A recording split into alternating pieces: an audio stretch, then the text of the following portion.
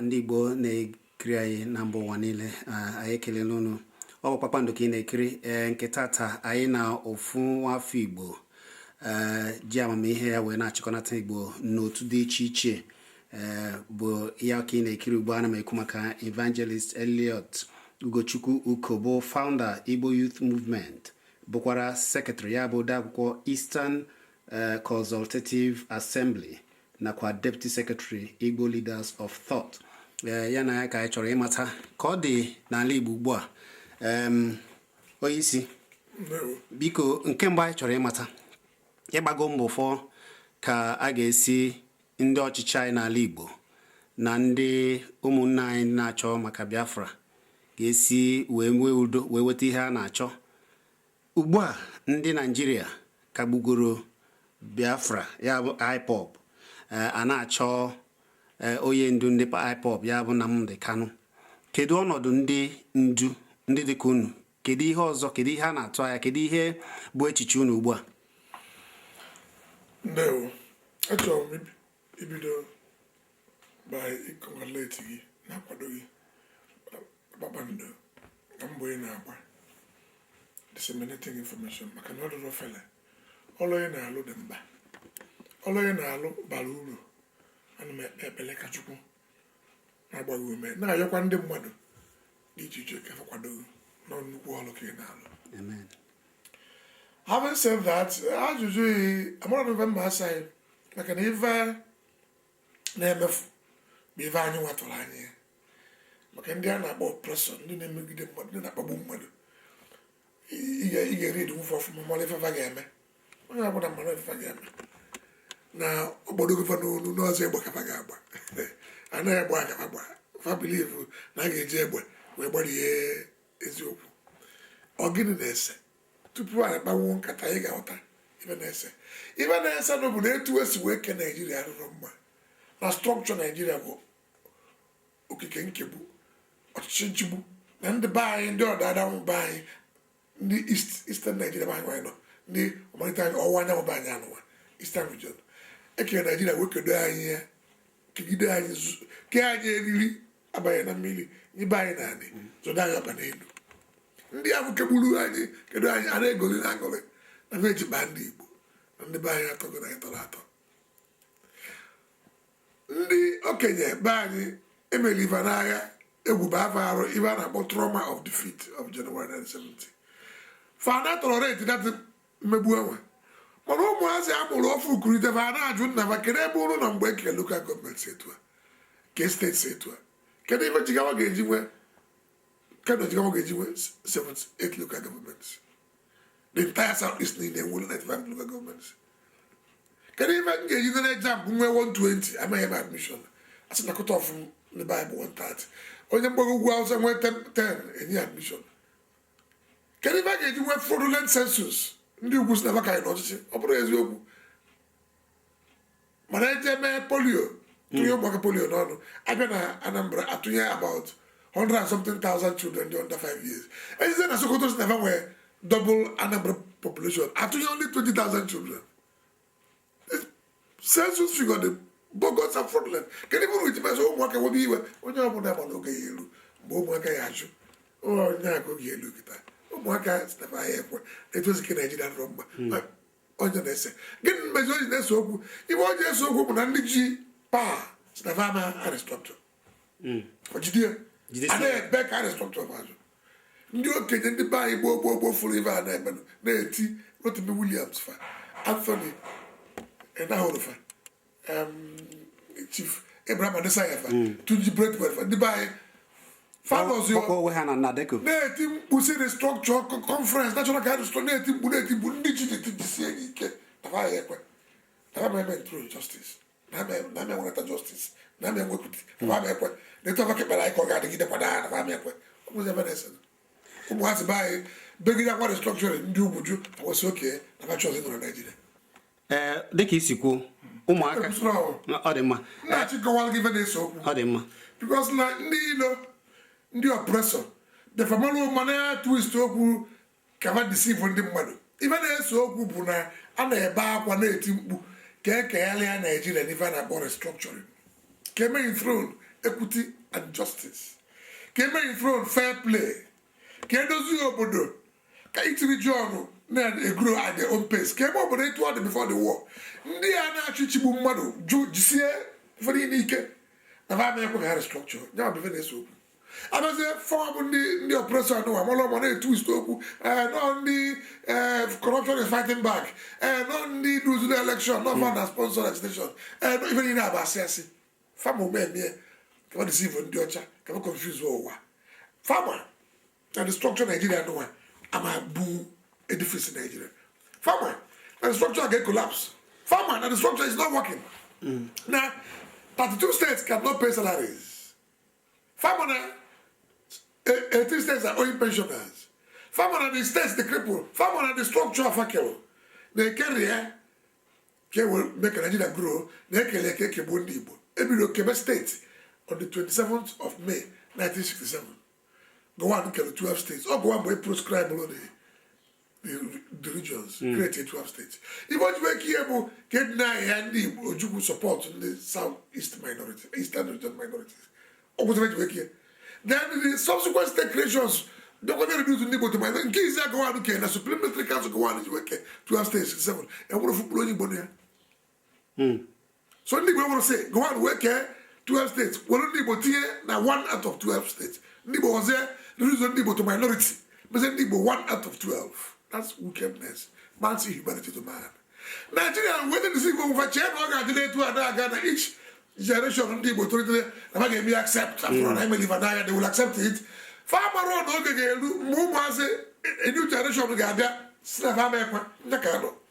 For one is your negative, because each subsequent state creation continued to reduce people to minority. When Motla America 76, then was 2 out of 19. Bangladesh both in 87 and 91 and Canada 96. That is only going to minority. So even there so tata. But Nigeria Mandim Bozo now say restructure Nigeria and go back to the regions. Can we physical federalism? True federalism with our founding fathers will agree. Zik Awolowo Amadu Bello agree and we will do Nigeria. Therefore, I 1967 the yellow for what Jide power we can Nigeria to was over.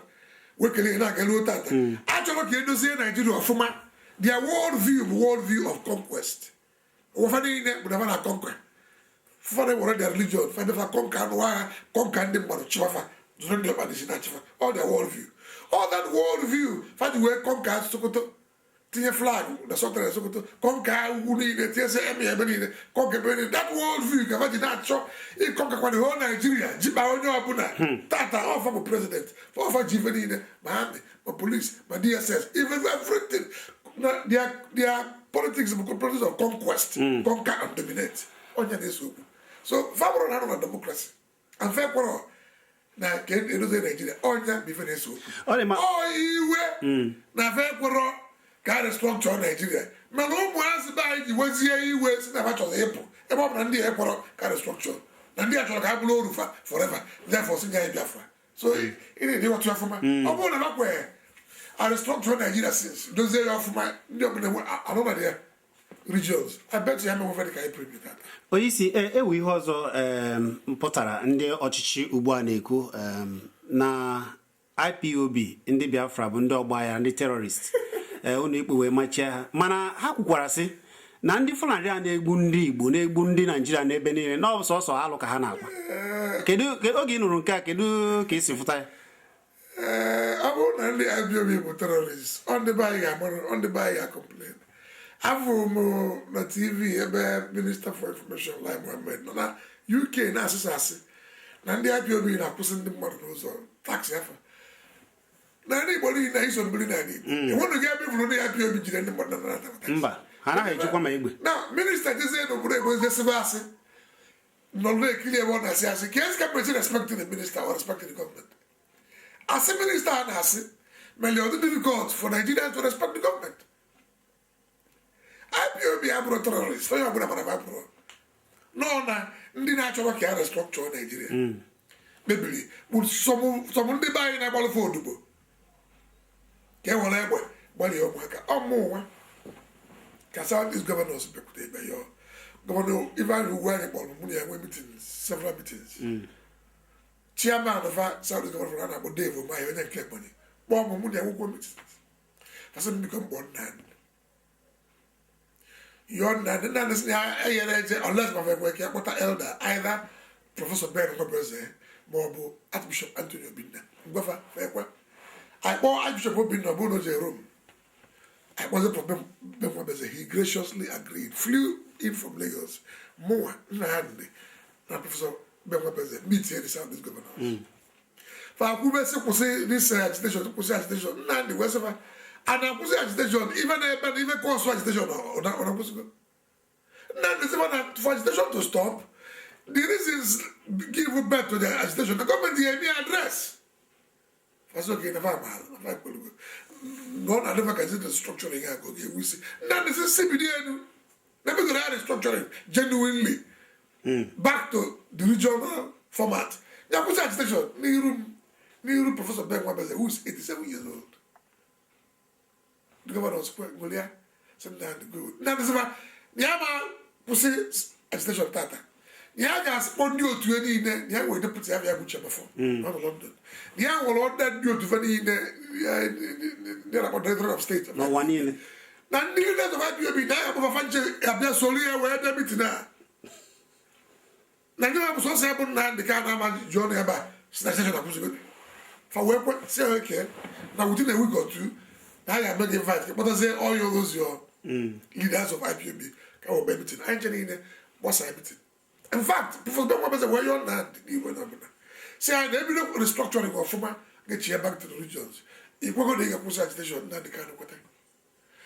Professor Ben Wabeze was quote, now they say, which means now your demand, the referendum of Biafra, the referendum of Biafra, or nothing, which means order absolute, not the order absolute.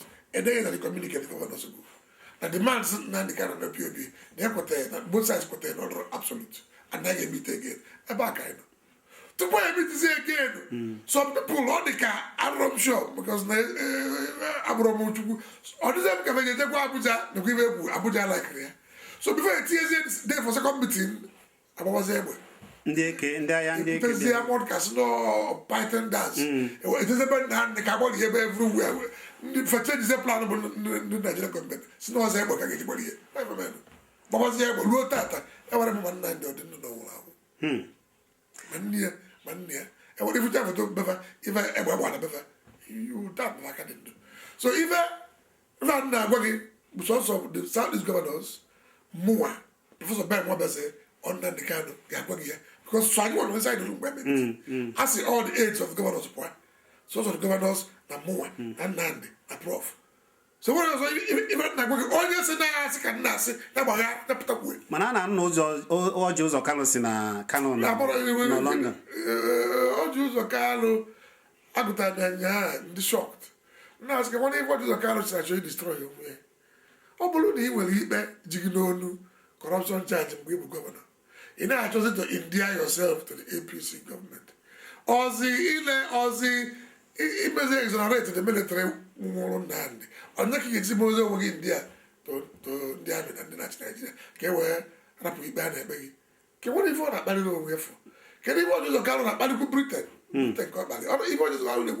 Britain, the British immigration, the inefficient.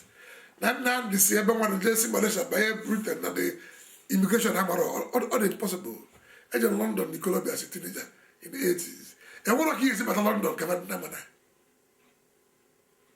The immigration of I just stop able police but for na radio akwande enwere ochichi Nigeria ji akwụkwọ so even I go shock lo yan bra na si just no go we make ndị ugwu ndị ọ na-efe fu ya n'anya tim lo yan bụ how I am so disappointed in all this account I told me we are but join us here one day I am so bitter and disappointed.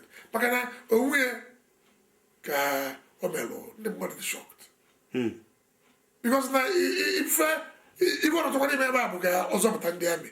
Come for example, why na my Britain my you na just ndi ami see produce onye a kwesịrị ịbịa court in the most time unu jee bịa were gbagbara everybody afọ ọzọ produce ode ife ọjọọ ka na-achọ ime bụ ịrụrụ ndị amị ezigbo ọrụ imefe ife ewere na-akpọ exonerate na ọ bụrụkwa ndị amị ka fa wee dị apịa weta m ka a mara ma ikpe ji elu n'ahịa arapụ ọgwụsịkwa ife na-eme ebe a ọjọgburu onwe mana mmadụ na-eme ife dị etu a ị na-afụzi na ọ dịkwana ka aka ya dị na ndị so wee kpọọ ndị amị si bịa were gbagbo this young man ị na-afụkwanụ na ọ ga-abụkwa maka na ụdị ebe a ka ọ na-eme eri owe ya ji bụrụ mmadụ na ọmalụghị ya arụ onye cheki ya arụzi n'ịgwa gị eziokwu ọ tụrụ ụwa ndị Igbo n'anya maka na ọ bụ ya bụ ụzọ jee n'oge Kanu nọ na mkpọrọ anụ m n'anyasị ka m ga-ụsọ mta ebe nwanne nna ya ndị na-asị na nọtụtụ Kanu yoli ya chọrọ ka abrabụ ọnya ka abrabụ nna ndị fajụ na ọnya bụ iwe ọdụzọ Kanu ọgwa ike bụ eziokwu mana ibe ọdụzọ Kanu kwuru chọgburu onwe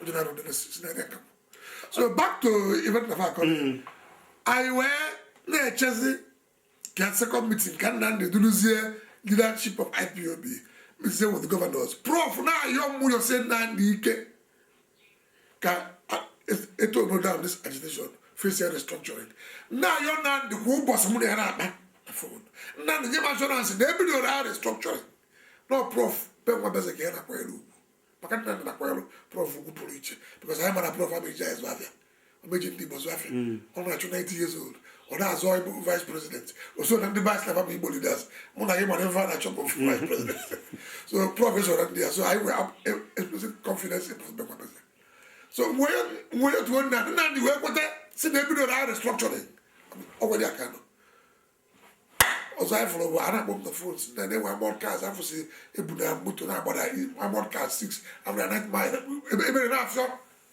na ndị amị na-abịa ideclare war na Igbo anyị don't egwuregwu ọzọzọ eje ebe nna ndị gbagba egbe so ndị a je nna ndị gbagba egbe na ndị be anyị kpọrọfa sifa bịa gbaa egbe ndị be anyị makafa ndị pretend na ọbụla gbọfa nwere agenda anyị na ndị be anyị afọ sọpọtụ ndị ugwu natural restructuring so ife ifụla a na-eme bụ a chọrọ iji egbe wee gbagbuo restructuring famili ifu na agba egbe gbanye onye ọbụla egwu na-arụ asị na ụmụazị abụ terọrist ndị be anyị proscribe ọba dị na megbuzogbo Nigeria adịghị ndị eri ji Nigeria ju na fama restructure ọbụla bụ na emelie onye bụ gebe na-akụ maka ndị ji Nigeria ji kpaa anya isi maka restructure fajụ ka na national steeti fajụ men justice fajụ kekwa mgbe ndị Igbo ghachi fajụ ka ga esi Nigeria fajụ ji kpaa anya ji dịna sị gị wọ Nigeria ji kpaa anya faji amị faji polisi faji ife niile faji DSS ji kpaa onye ọbụla zolokwa n'isi si na 5%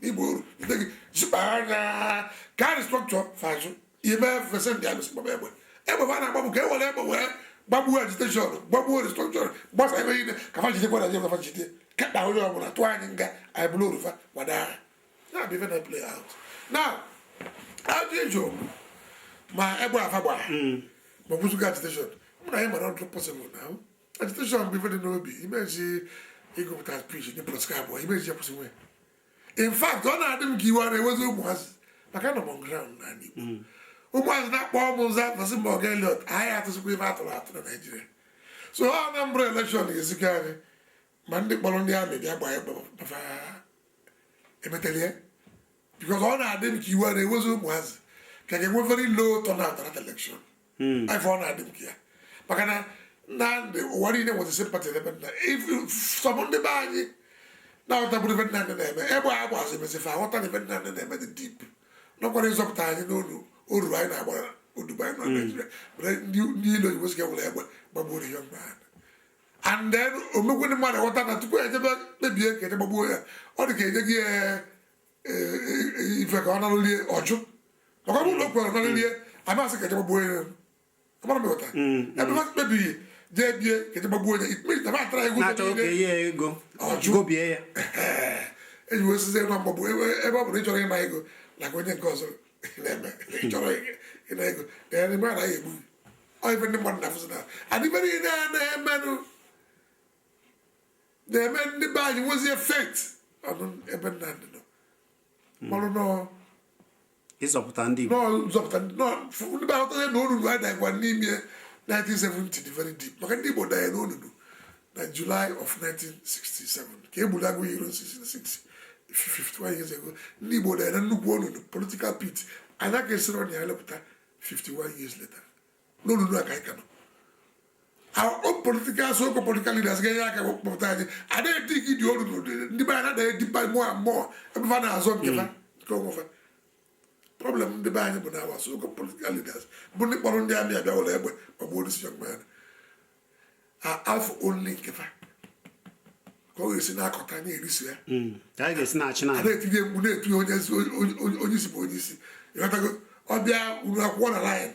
Odore tell you keke build rice build nu build akwa ebiri si ene abana that good ura to ole na wa ode na eri ako na akota uni wa na na kwale once in 4 years of that cholu no bere even una na worship all famwa bu na fe ndi ubu all famwa na ga structure na Nigeria odi ma oyisi otu odi ugbu a ọ bụ na ndị otu IPOB che ma ha fọ oyisi Nnamdi Kanu ruo n'oge ikpe a kedu ihe iche na ọ ga-eme na Nigeria abụkwanụ because na enwere ikpe the all somebody no long bail enwere mbọsị ikpe dị ọjọọ na ya dị 1 month to the next hearing unu je bịa ka agbagbu onye afụrụ ozu anya mụrụ ma egburu ozu anya mụrụ ma akpụ na jekpochi anya anya mụrụ ma ọnwụwụ dị afe nye dị anya mụrụ enwere onye nwere ike ikwu ifamili ozu ya ndị ahụ kpebiri kpọọ ndị ahụ sifa bịa gbagbuo olifa dịsi ya mgba na ebe ozugbo ọ gwara fa ga-agwa anyị efedobere ozu ya maka na mụ na gị na-abụma na ụmụazị abụrụ terrorist anaghị eje egbe ndị Catalonia abụrụ terrorist ndị Scotland chọrọ their own independence Scotland abụrụ terrorist ma ndị Cameroon ma ndị Cameroon ma ndị Kurdistan mana ndị be anyị si na ndị nke anyị bụ terrorist ndị be anyị si na bụ ndị isi be anyị tinyere ukwu si na prescribe over mụ na gị na-abụma the prescribe ụmụazị abụrụ ụmụazị dị popular ebe ọ bụrụ na ndị bịa njinjie afịagbabie ntutu asa bụrụ ọga mbụ di m chukwu emekọ na Ojukwu anyị na-eje somewhere taya dị flat moto emebie amara Ojukwu nọ na moto ya mmadụ niile akwụsị ebe a na-eje metụ ya aka nke nna a dịzịga ọka so na ndị popularity na-enwe ndị ụfọdụ iwe ndị ụfọdụ na-atụ egwu. And this young man, I remember he went by carpet not now. This young man, they were too popular. And they were showing our election, they were safe, this popular, this young man. But I got one new woman, one day, I came out level, but they like this young man, fire the shot, I won the election. Popularity now, they were only on, I told you, very few people was not a leader. Now, the bata on the change, About Nagan, about what a fever. About Ebob knows a lot by Iboni, some people are like Ria. If I remember, Kava weapon, and then therefore, whenever we only one way to redeem themselves, which is Igba Buhari, say I strong to Nigeria. Our problem anyway. If actually remember the northern version of restructuring, you would have a package. If I want you to check, you would take a sell it to buy. Even northern version of restructuring. Ndị ọcha niile all over the world ejego gwa ndị na ugwu tụkwara obodo akụrie restructure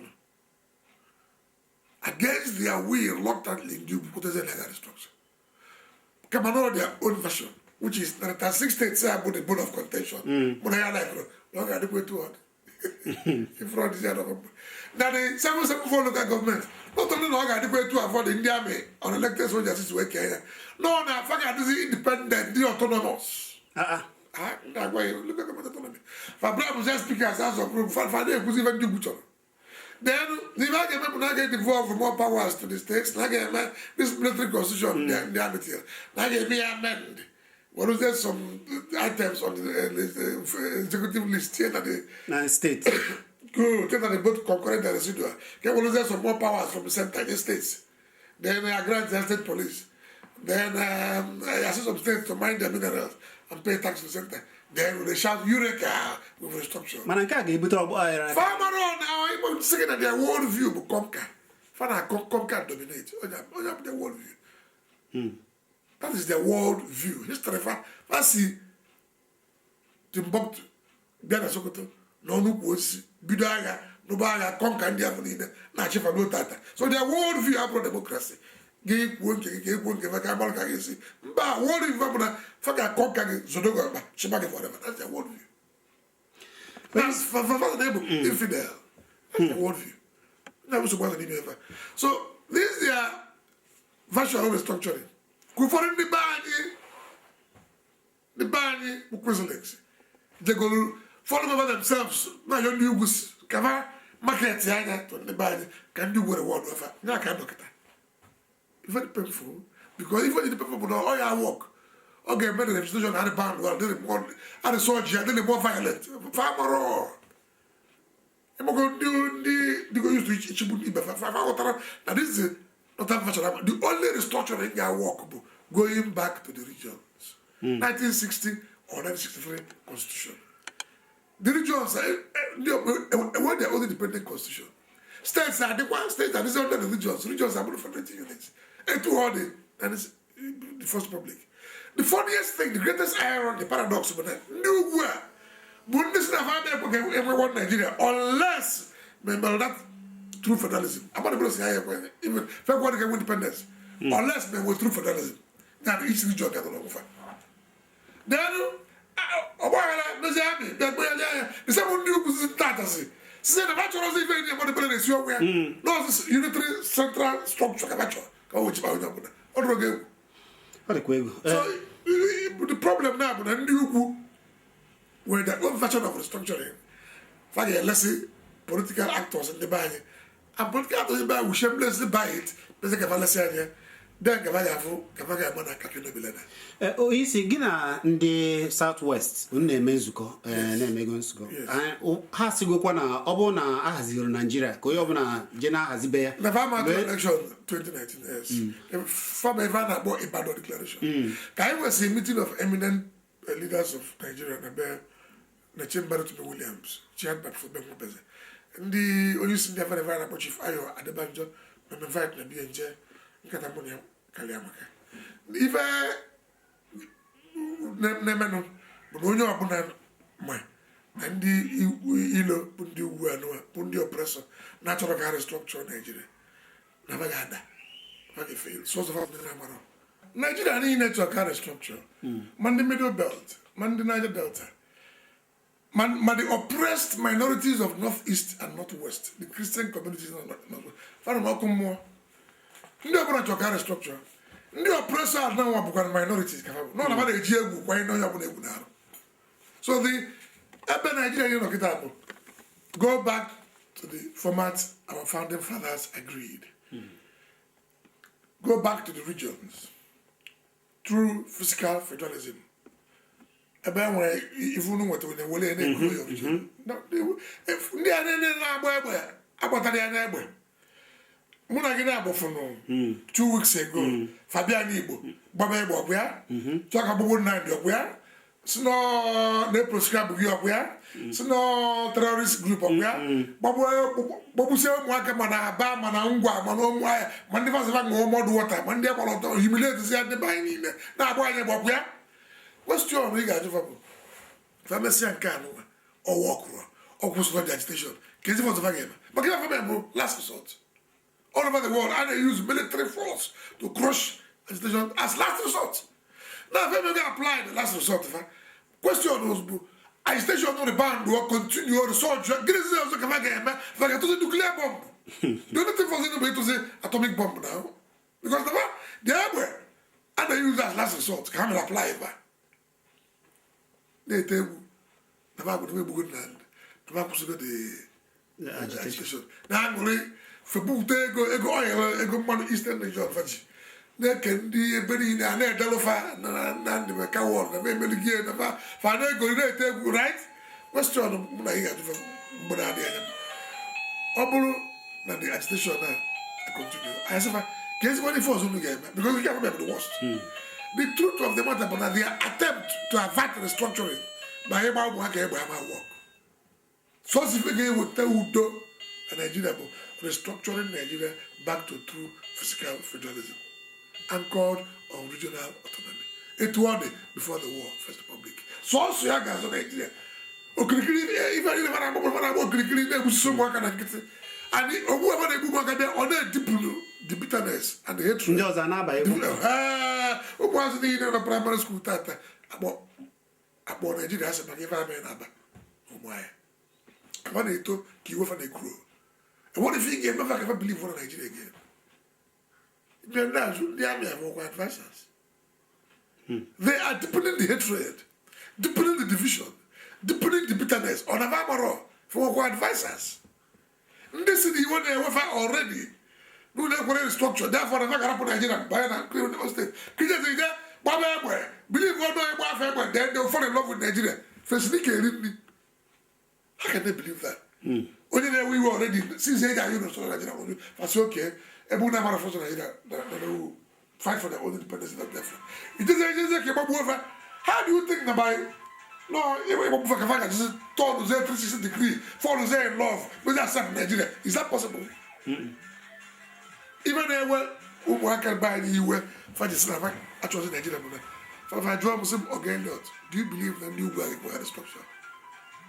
Oh, because I've had food and new world to look at the structure, but if I was to say, okay, I position from Nigeria. I want to have the structure of Nigeria says, I'm away from the IPOB. IPOB with creation of the wickedness visited the Eastern region. Biko kedu mbọ ụdị dịka gị na-agba n'iji fụ na ụdị ndị dịka Ọji Ụzọ Kalụ na ndị ọzọ ọ dị ma n'iji fụ na ndị okenye ndị Igbo kwụsịrị ihe a ike otu a ejego kagbuo all over the world, all through history, even now the leaders will emerge. Ndị bụ cowards yezo ima force onye chọrọ ịzụ n'okpuru bed kọpụta when they masquerade the leaders since they've had Fezo n'okpuru bed, Fezo in the garage. They've abdicated their leadership. It was all through history. The African leaders were fake. The real leaders will stand up to be counted. Kedu ka a ga-esi chọta onye isi ndị IPOB ugbu a? Ndị abịa ya jụrụ. Ndị abịa jere gbaa egbe. Ndị afọ je bịa sọrọ na mfe gbaa egbe. Ka a ga-ajụba. Febu ozu ya, fa kpụrụ ya na ndụ, fa kpochiri ya, ọrụ underground bedroom, fegili ya na ndụ. Kedu efu gịnị ya famili ya? Ọ fụ ka a ya ajụ. Ọ dị mma, anyị ekele gị sa. Kedụzi ndụmọdụ gị n'ihe a niile na-eme? Ndụmọdụ m bụ na enwero agbatara ya n'ọsọ aga restructure Nigeria. Agbatara enwero ụdị agbatakwuru ya n'egbe. Asọfuru ebe ime mitin emesa mitin ejekpọ ndị ugwu sifa bịa ebe were egbe gbọlie ụmụaka na anyị ga-eprescribe fa ka anyị wee ka Nigeria dịkwa etu ọ dị kwụdụ wechiri anyị zụrụ ya kpadị sichiri anyị n'aka. Ọ ma wọk. I can do Nigeria, restructure Nigeria, make it through even though about equity, justice, fair play, each region and where sense of belonging, Nigeria will move on to greatness. Me avoid that boy, not one damn. Then pattern doesn't even in there. I can move you one get but we're weapon warrior. Father, man, I got restructure Nigeria. Never. Chineke gozie gị. Onye anyị na-akparịrị ụbụbọ bụ onyeisi ndị Igbo ya bụ Igbo Youth Movement. Ọ bụkwa ya bụ odeakwụkwọ ndị Consultative Assembly bụrụ Deputy Secretary Igbo Leaders of Thought Evangelist Elliot Uko. Ọ ga-adịrịrị gị mma. Chineke gozie gị. Udo ga-adịrị gị. Ndewo.